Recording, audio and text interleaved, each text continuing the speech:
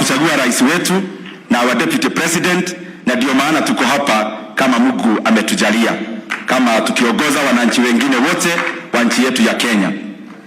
Mheshimiwa Rais, these elections taught us many things, and especially us as young people. And I want to talk about our country in a very brief moment, like 1 minute. Our country, when I look at it in several facets. One as a nation, number 2 as a republic, number 3 as a state.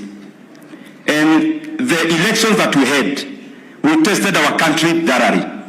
Insofar as the state is concerned, we saw even if other state agencies were in a situation where they could not independently carry on their duty. God sent us a state agency called IEBC that delivered this election in terms of that side of IEBC mandate.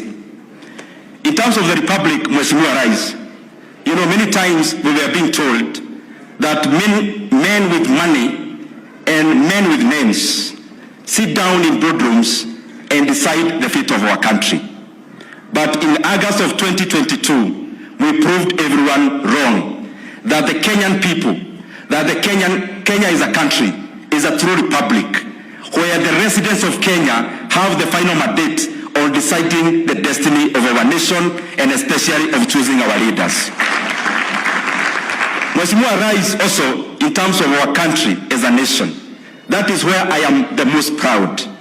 Because there before, even in Parliament, when we could address Parliament, some people would say this nation, in terms of tribal cocoons. But these elections delivered a new Kenya. A Kenya that a truly solid unitary nation, where we demolished all the barriers of tribe, and especially toxic ethnicity.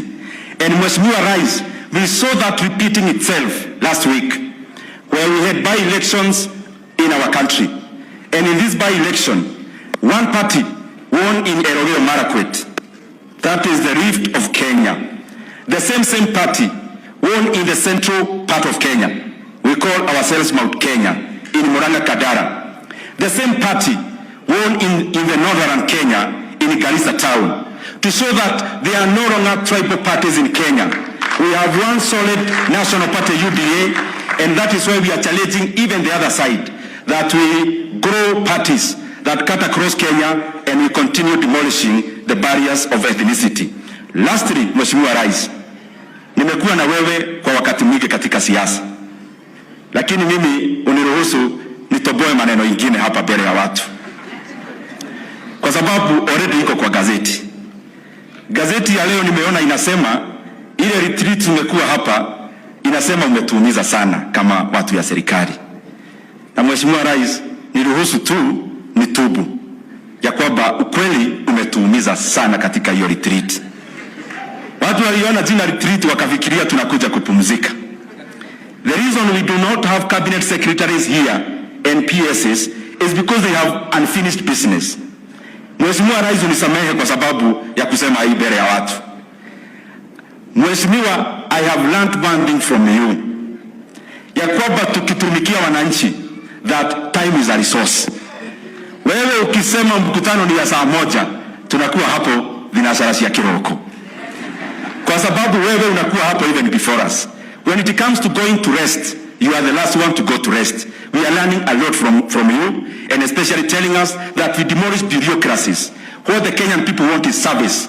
We demolish maneno mingi sarakasi of like an MP having many aides, 7 PAs, 2 whatevers, that we serve the people of Kenya. And lastly, that the taxes that people of Kenya pay is not to sustain this animal called government. The taxes that people of Kenya pay is for the government to offer them service. And I can assure you, through the role you've given me as the chairman of budget, Mheshimiwa Rais, we are going to make that happen. That the taxes of these people will not be to maintain us as their leaders. It will be to make their lives better in terms of infrastructure and all the other parameters. With those many remarks, thank you the people of Laikipia. Asante sana Mheshimiwa Rais. Asanteni sana.